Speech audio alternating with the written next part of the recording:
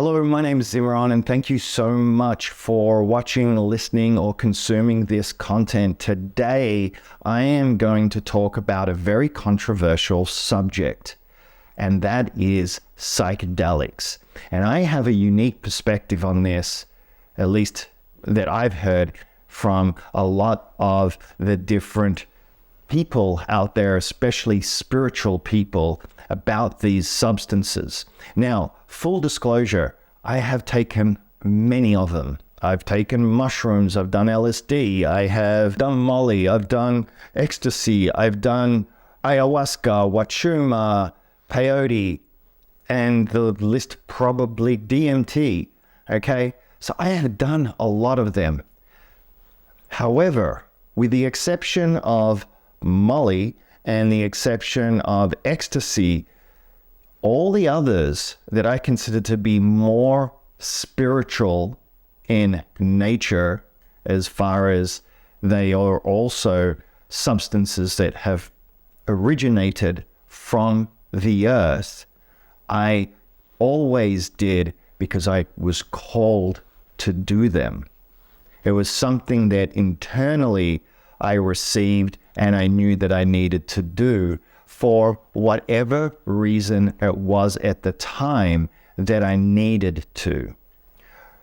Molly and ecstasy I did while I was going through a phase of partying. Okay, so that was a little bit different, and I was living in Hollywood at the time, and it was, for a lack of better words, it was what it was. It was fun, okay? Now, let me bring some perspective on what I'm about to say, because a lot of people aren't going to like what I have to say, but it's just the truth. And my job is to deliver the truth that I've experienced and that I've been told and that my training has uncovered. Okay. For those that don't know, I lived in an ashram for over 20 years. I've traveled all over the world. I used to produce pilgrimages. I've trained with spiritual masters, shaman, healers. I have trained in many, many different modalities of healing, and I have gone to hell and back in so many ways.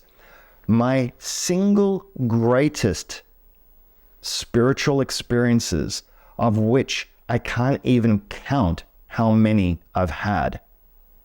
Things that are 10 out of 10 on the Richter scale. I never had one molecule of any mind-altering substance in my body, in some cases, plus or minus decades. In other words, what I am saying is that these substances, when I have taken them and I've had profound experiences in some cases on these substances, they paled in comparison to some of the spiritual experiences that I had without them.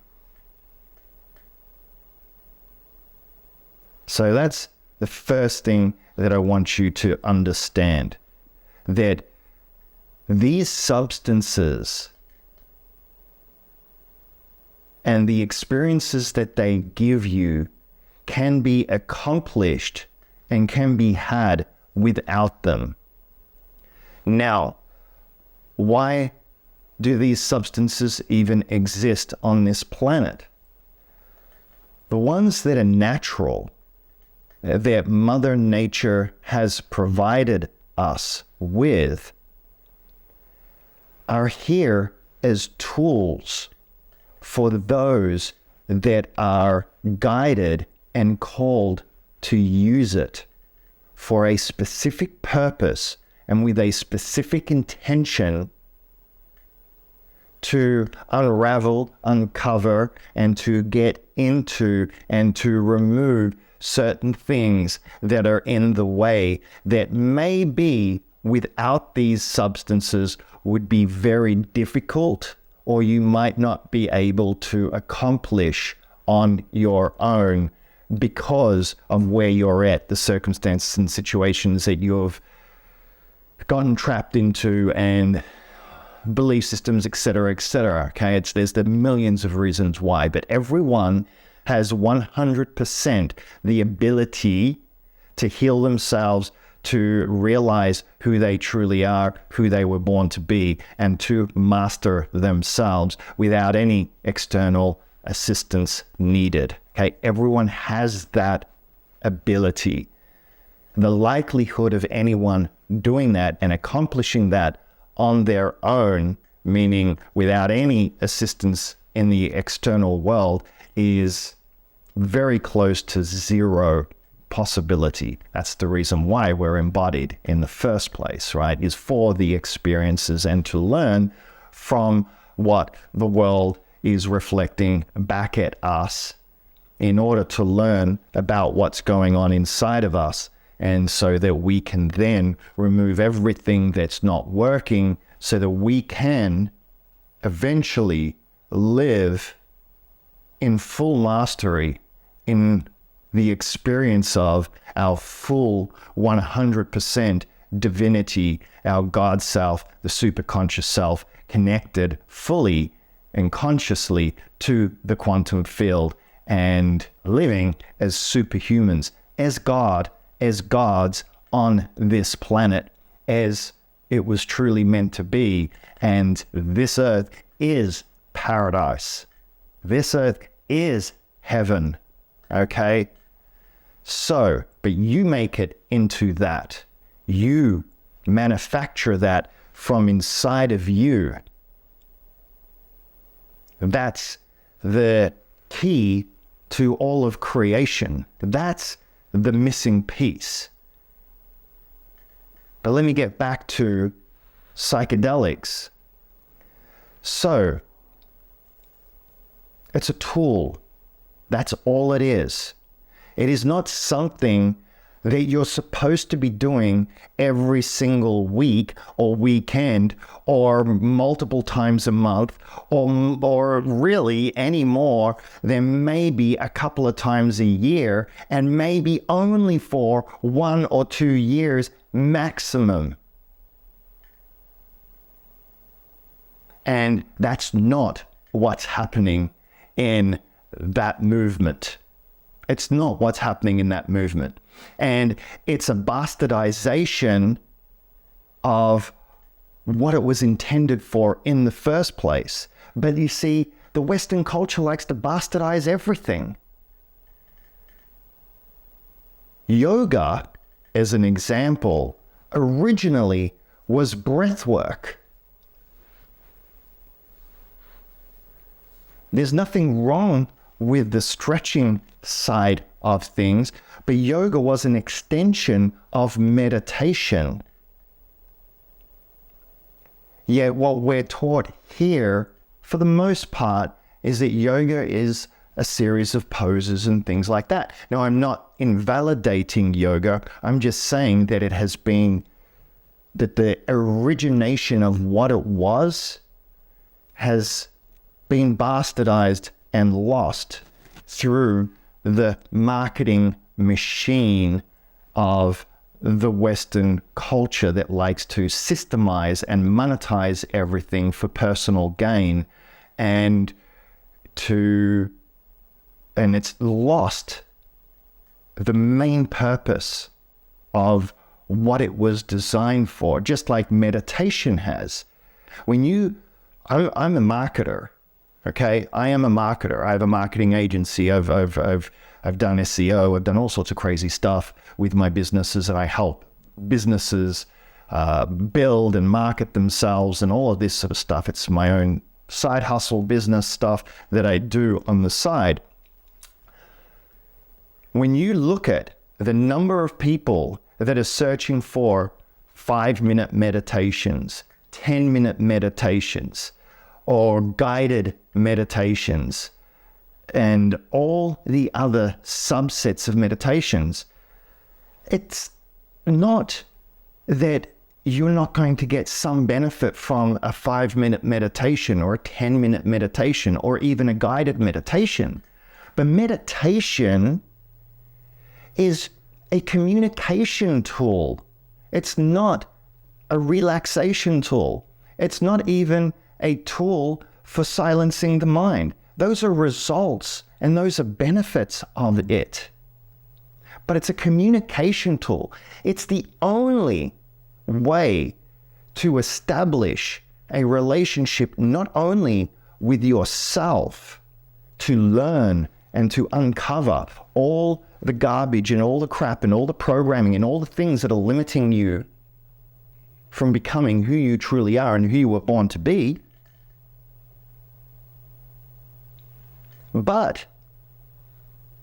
And it's a tool to communicate with your higher consciousness, your higher self, your I am presence, your superconscious self, the quantum field. It's supposed to be a communication tool, first and foremost. And it has the power to transform your whole entire outer reality 100%. 100%. Certainly over time.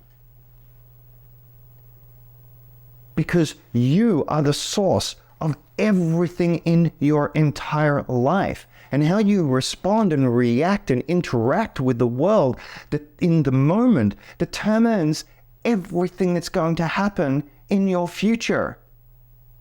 So if you're not present and you've got programs and things that are running behind the scenes that are in the way, what are you going to do with that? It's going to constantly interfere and bring about misery and pain and suffering and victim consciousness and all the crap that everyone's complaining about and kvetching about and distracted with and everything and not living their best lives and not filling their hearts with the true love. That's the real transformational love, and that is self-love. The ultimate power in all of creation. That's God, that love. That's the quantum field. That's the experience of the quantum field, that unconditional love.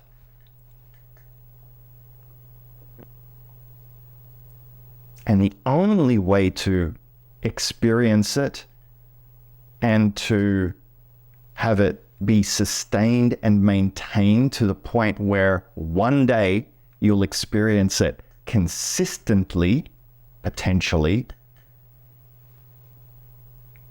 no matter what happens in your outer reality, is through the inner work. Through the inner work.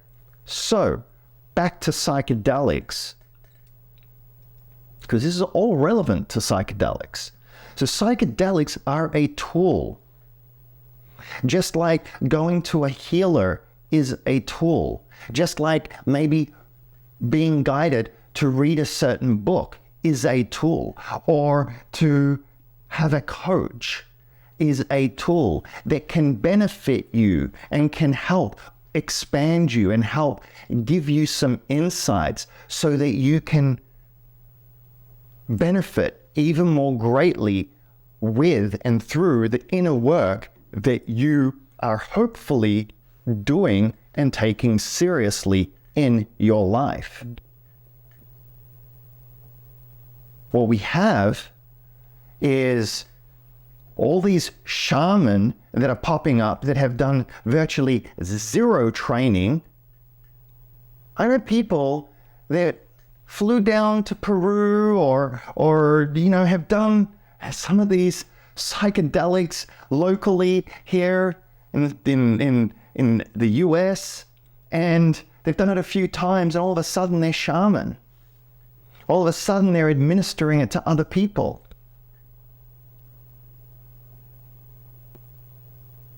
Now, I'm not saying that people aren't benefiting from that. What I'm saying is that and these people are doing it in ceremony.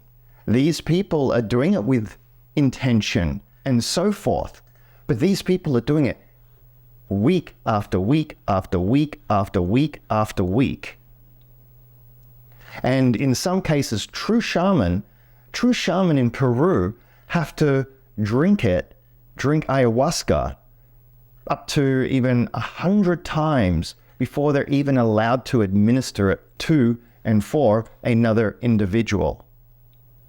There are so few real shaman left in the world, unfortunately, because the traditions are not getting passed on and because of the influence and the commercialization of this whole psychedelic movement. So, told you this was going to be controversial, and I hope that I'm expressing what I'm intending on expressing, and I've got more to share, obviously. So there's a lot of danger in that.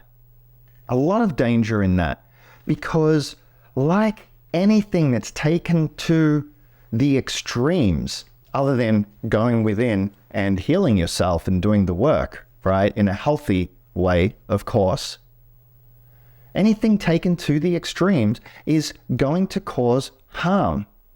There is certain toxins in anything that you introduce into your body from the outer world, by its very essence, is, how should I say, foreign to the body. Even food, it has toxins in it, right? It's been grown in certain conditions. It's not pure.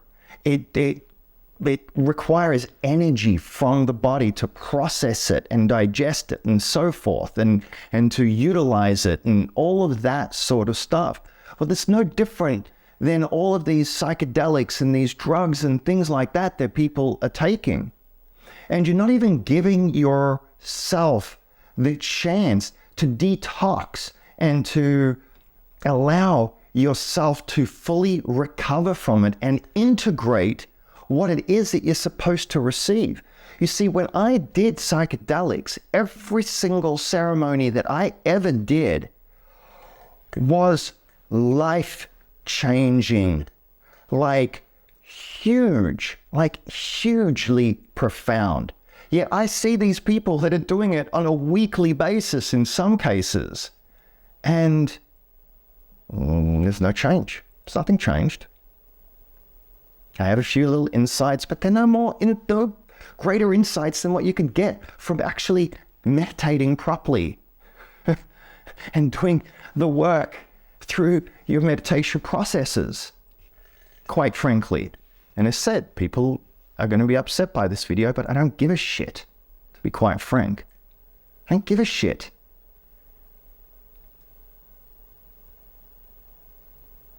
Because somebody's got to speak the truth. Terence McKenna, who was the godfather of psychedelics, who was telling everyone, do the heroic doses and all of this, and he was studying it, and he wrote books on it and all sorts of craziness. He died at 53 from brain cancer. Hello?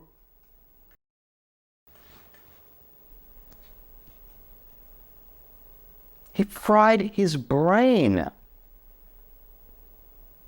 His brain basically ended up attacking itself to try and deal with the volume of toxins that these natural substances, or in some cases not natural substances, that were being introduced into his body, that wasn't being given enough time to clear itself out and do what it needed to do. And yeah, he had some awesome experiences. Whoopee-doo. So did I, without them. And much greater ones, without them. Again, it's different being called and doing it once in a while. There was a period of time where I did three mushroom trips, and they were almost equally 6 months apart from one another. And I didn't even know I was going to do 3 of them. And each one was completely different and built upon it. And I spent months preparing for it. And I've trained with shaman, real shaman. I've trained with spiritual masters, and I've traveled the world, and I've been to the jungles of the Amazon, spent time with the tribes down there. And nothing, I'm going to tell you now, none of the ceremonies of ayahuasca that I have had outside of Peru and those areas of origin even come close to the experiences. Not one. There was even one particular shaman here that was gloating about how powerful his ayahuasca brew was, and how shamans from all over the world were contacting him because they wanted to get a hold of his stuff there because it's so good and he does all this and all of that. And it was lame. Lame. The whole experience was lame. I walked away from 2 nights thinking, oh, what the heck was this? Like, you've got to be joking. You've got to be joking. And, you know, I don't mean to knock it and knock people, but I have to be emphatic about it because we've got to stop doing this. We've got to stop taking things and become it and make it into the be all and end all, and to become extremist about it, and to the point of it being detrimental and harmful. That's what discredited the whole New Age movement. The whole hippie movement and the New Age movement discredited the spiritual scene because they all became all free love, and we're going to just have sex with everybody, and we're going to do all these drugs, and we're just going to be all outlandish and immature and you know, and not grounded. And that's the reason why this world looks the way that it does, because we're contributing to it.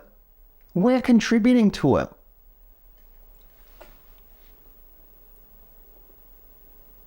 Now again, in controlled ways, with microdosing, absolutely, to wean someone off of pharmaceutical drugs and to help people deal with addictions and things like that, but not to create and to facilitate another form of addiction. And I know a lot of people would say, you can't get addicted to mushrooms, you can't get addicted to ayahuasca and all that. And it's like, well, why are you doing it every week? You're obviously getting something out of it, or think that you are.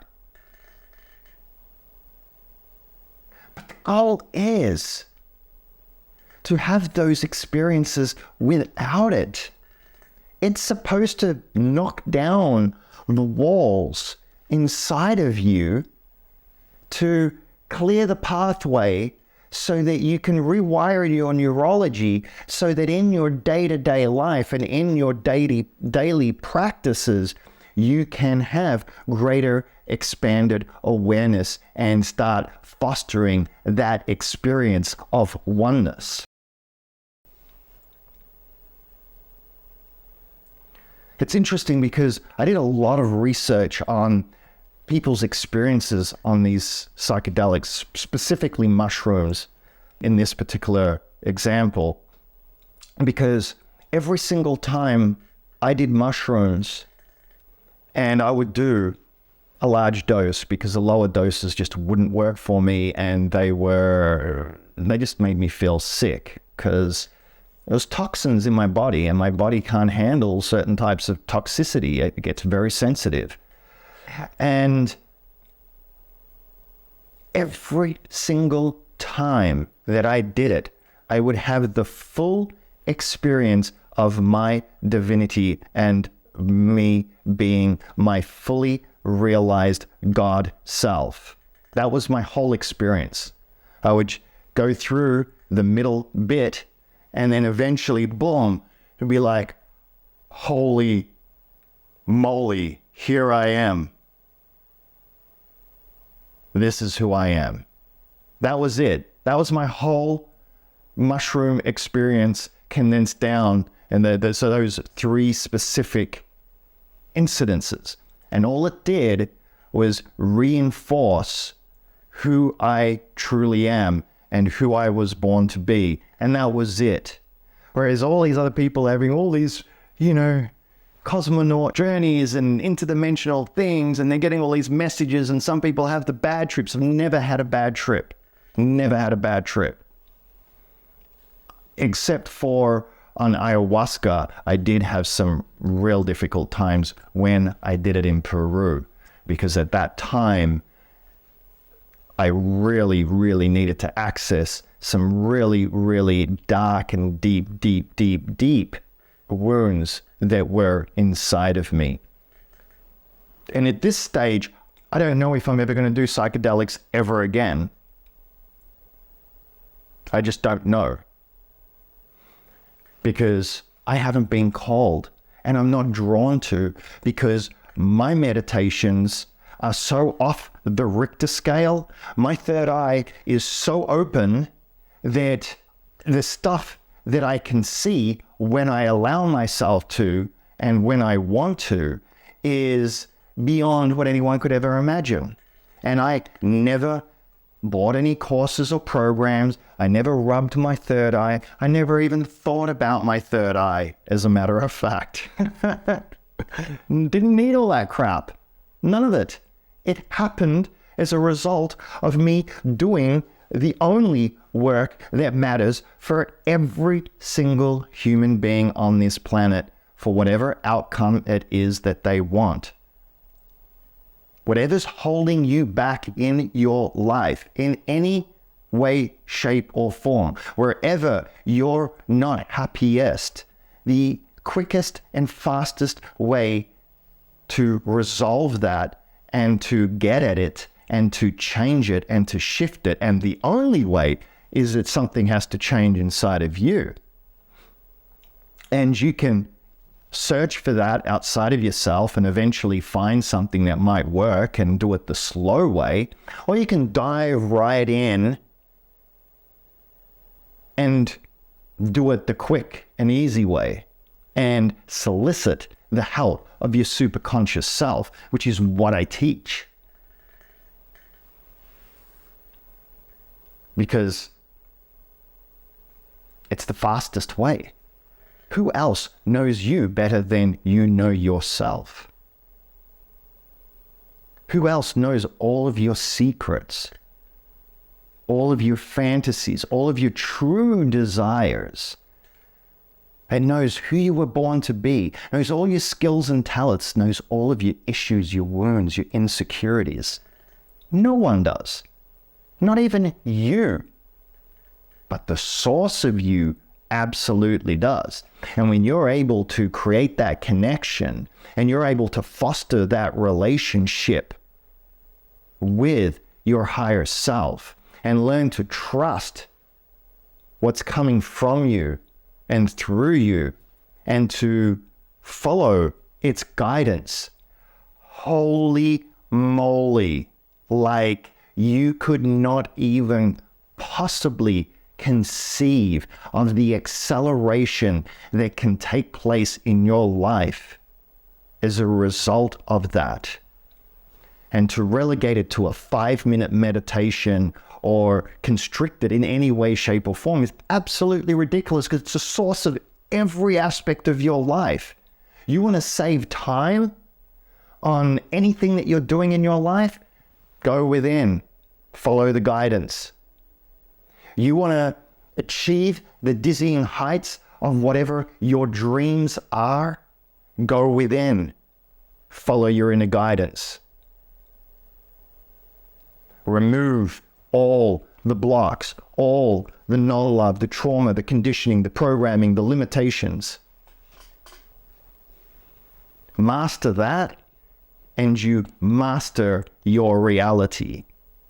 Everything else is the slow way, quite frankly, the slow way. You're the source of everything. You're the source of everything. And most of us have no idea who we are. Most of us have no idea what it truly is that we're meant to be doing. And then we're wondering why everything is not working in our lives. It's not working because the universe is trying to tell you, dude, do something different. You're not doing what you're supposed to be doing. Listen to me. And then we get depressed, and then we have anxiety, and we have all these things that start affecting us. And then we think that we're broken, that we're damaged, that there's something wrong with us. Oh my God, that's sad. Really sad.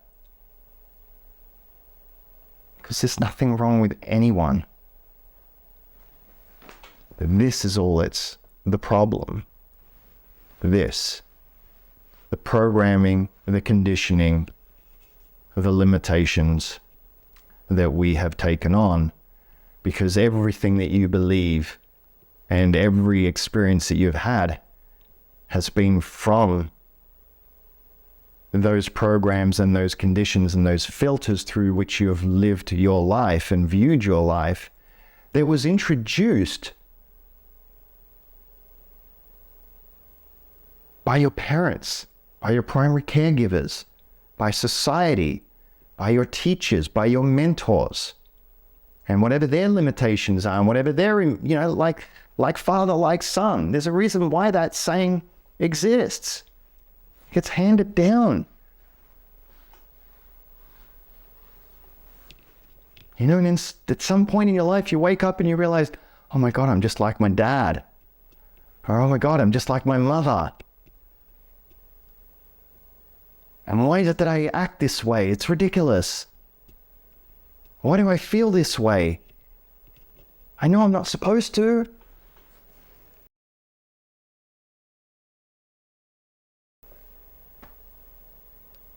The rabbit hole goes really, really deep into the psyche. So back to psychedelics.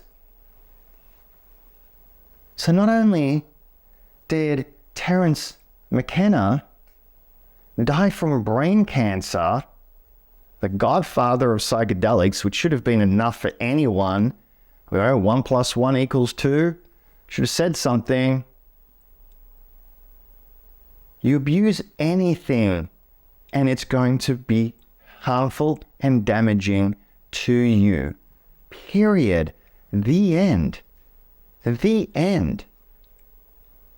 And you all know, it's an addiction. You're chasing something that you don't believe that you have inside of you already. And the reason why I know that the psychedelics aren't working for you anymore, because if they were working, you would have already known this and you would have stopped taking them. And you would have already actually received the message from the psychedelics telling you to stop doing it. But you don't want to, and you haven't wanted to. You see, the thing that people don't understand is that you are God, literally 100% God of your reality, of your bubble, of your experience. Yes, it's impacted by the collective consciousness, right, in this third dimensional reality. But do you know where the fourth dimension actually exists? The fourth dimensional reality is the inner reality. And then the fifth dimensional reality is inside of that. And then the sixth is inside of that. And it's we think that this is real. This is not. It's not real. It's a hologram. It's very difficult to explain if you haven't had the experience of it and you don't know what the experience of it is. But the fourth dimensional realm is actually accessed through the inner work, through the inside. That's the fourth dimension. That's why it's untouchable. That's what people label as spiritual. But everything is spiritual because the higher dimensional realms rule the lower dimensional realms.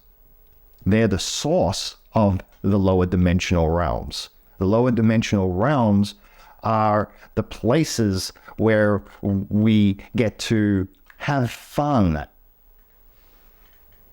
as higher dimensional beings. It's where we go to have experiences and, hey, let's go do this. That's it's like playing a computer game, literally. I'm going to pick my character and I'm going to go into this world, this virtual world, and I'm going to go and play. I'll give another example. I went out to dinner with some friends, or with a friend and two new friends. And we're having dinner, we're talking about spirituality and all of that and sharing some of our experiences. And those two other individuals, their only spiritual experiences that they had ever had was all based on psychedelics and mind-altering substances. Not one experience without it. And that was really the catalyst for this video, because I was just floored. I was just blown away. You know, I mean, I'd always known that people were abusing it. I know of people that had psychic splits from doing psychedelics in ceremonies as well. And that had really, really dark experiences. As a matter of fact, when I do psychedelics, I do so many protections and things like that, because when you open yourself up like that, you open yourself up to all sorts of energies. As a matter of fact, that's one of the main functions and roles of the shaman, is to stop and to block any external negative energies from entering the space and entering people's bodies, and literally in some cases possessing them. And then there's people that are just doing it, partying.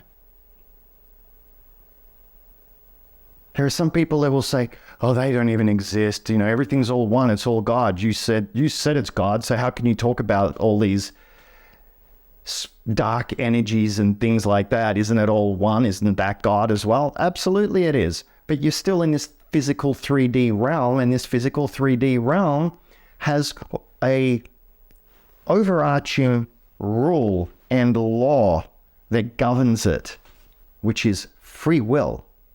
So you can do whatever you want.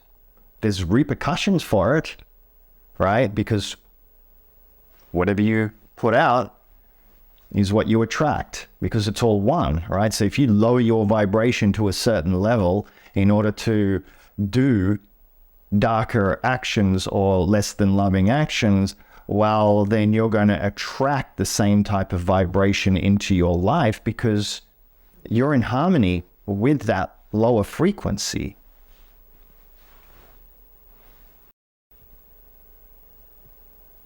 So darkness and evil, you know, in this world of separation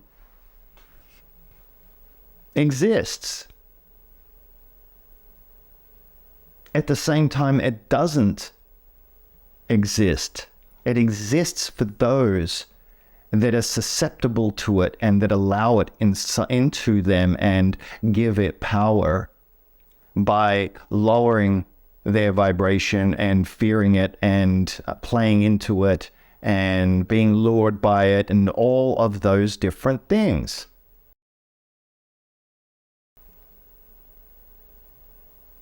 And a lot of people think that they've evolved out of that, and they haven't. I know people that think that they're bulletproof when it comes to dark entities and darkness and all of that sort of stuff. They don't do any protections or anything, and they are far from it. And they are, in some cases, playing with darkness, and they don't even realize it. It's happened to me. That's why I can speak this stuff. I can't tell you how many times I've been attacked by darkness. I can't even tell you how many times I've performed exorcisms on people and removed entities from them.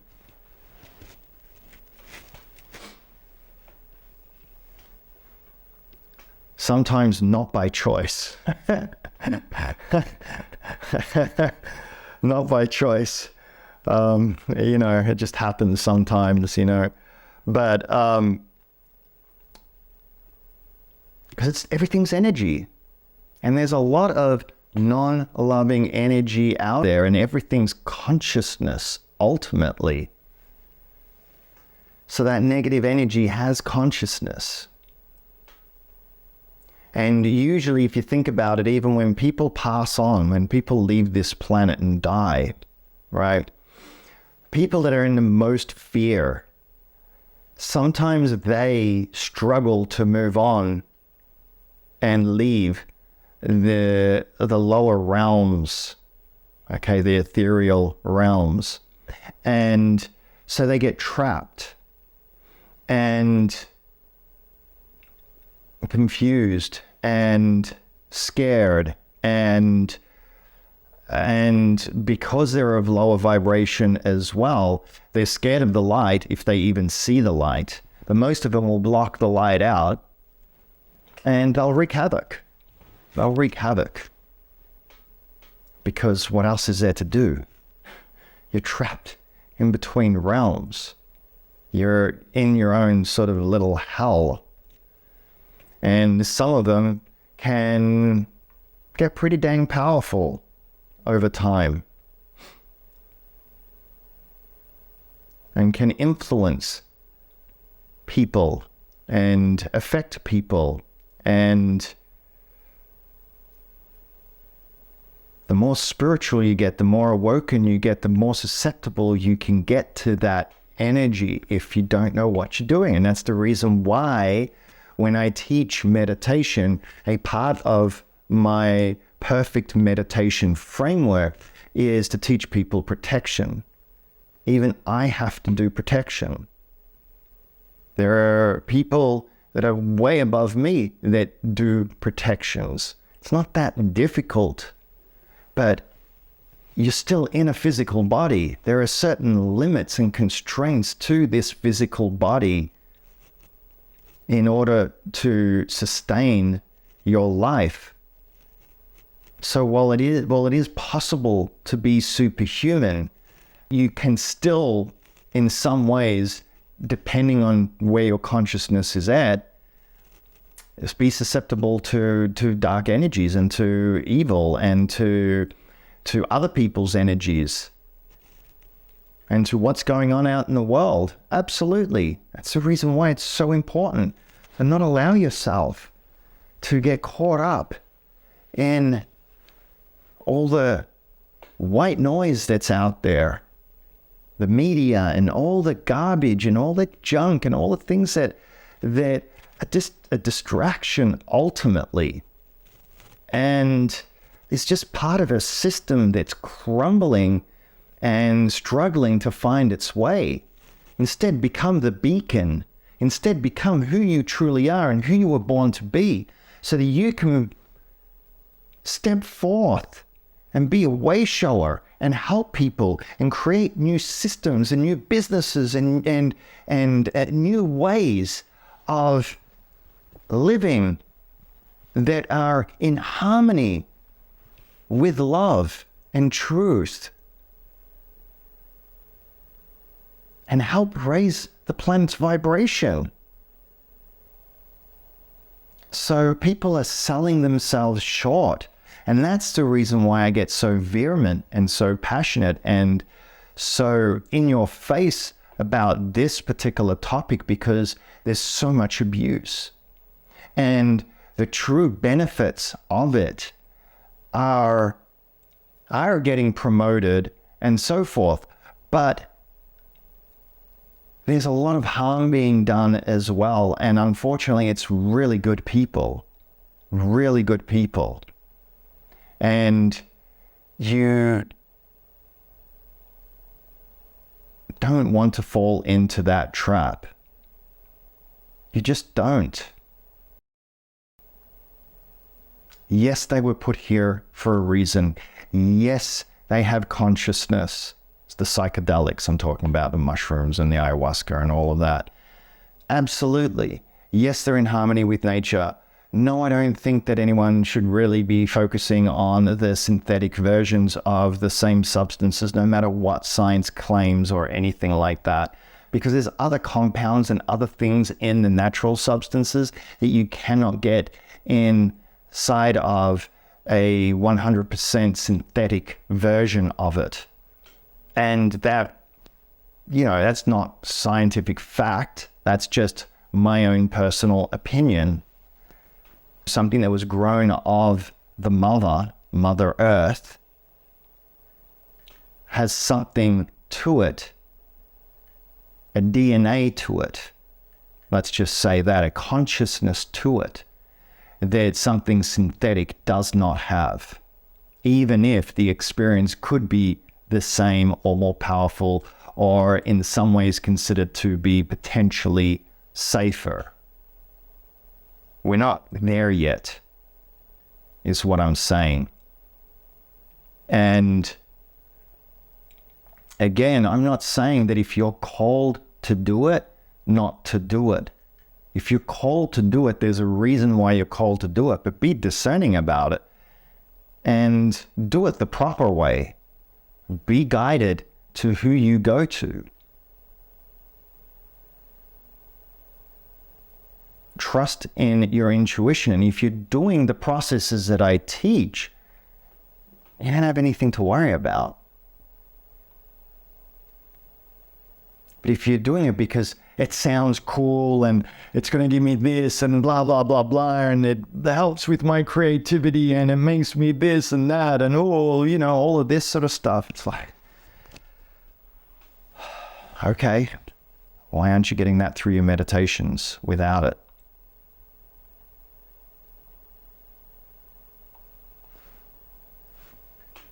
And look, the exception to everything that I say are the real people that are meant to be shaman, the real people that were born to be shaman, the real people that were trained to be shaman.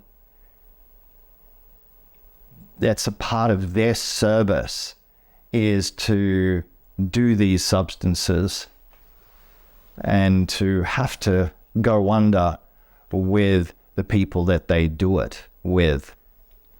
But even the true shaman and so forth, if you actually spend some time with them, they do take breaks and they do other things to help mitigate some of the negative side effects of it. So anyway, that's all I have to say on that topic. I did not expect this video to go so long. But I really touched on a lot of really, really powerful stuff. And hopefully those that are open to hearing my message got it. And those that are not, that don't like what I had to say and are offended by what I say and so forth, great. Just comment down below. Let me know. I'm fine with it. And if I need to do a follow-up video to address some of those concerns and issues, that's fine. All I'm telling people is to do the real work and to follow your inner guidance and to realize that there is no substitute for the real thing on your own, and that everything outside of self is just a tool and should be treated as such. And that's it. That's the summary. Anything above and beyond that is just potential for abuse, harm, and damage. And let me finish it with this as well. Maybe you happen to be a person that can do it every single week, and it's truly not going to be as harmful as maybe what I have suggested and said in some of my illustrations and, Terence McKenna and all of that, right? But what if someone that you're influencing to do it as often as you is susceptible to it? And remember, when you're in those experiences are still defined by what's in your psyche. And that's something I didn't finish saying, that when I had my experiences, I always had the experience of my full divinity, of me being my God self, 100%. And that's because I had all this training and years and years of intense healing and experiences that I had gone through, so that whenever I would do, in this case, mushrooms, it would just boom, take me straight to the end result. I didn't have to go through all the interdimensional stuff because I went straight past and went straight to the source. But that's because that's where my consciousness is at in this particular arena, in this particular subject, and in this particular aspect of my work and my spiritual practices and all of that, right? I'm not saying it's a better than or worse than. What I'm trying to say is that it's still a reflection of your consciousness. So when people go under, the experiences you have, yes, they blow open into other realms and other dimensions, but it's still within a container of what you're capable of perceiving, of what you're capable of receiving, and the message can be limited and constricted somewhat based upon that as well. You're not going to get everything that you think you're going to get out of it if you don't have that mindset in the first place. In other words, if you're going in with the goal of, I'm just going to have fun, I want to have an experience, and yeah, people still sugarcoat it and say, I want to heal and I want to, grow and I want to have an experience of God and love or the oneness or get the messages that I'm meant to. And most people really don't want to hear it, because if they truly did, they'd be doing it without it. That's the key. That's the key. We're doing and utilizing these tools because we're not willing to, or in some cases, not fully able to do it on our own. So the only reason why we do any of these tools and techniques is to help us be able to do it on our own. So if the result isn't you being able to do it on your own, then you're missing the whole point. And with that, I say thank you.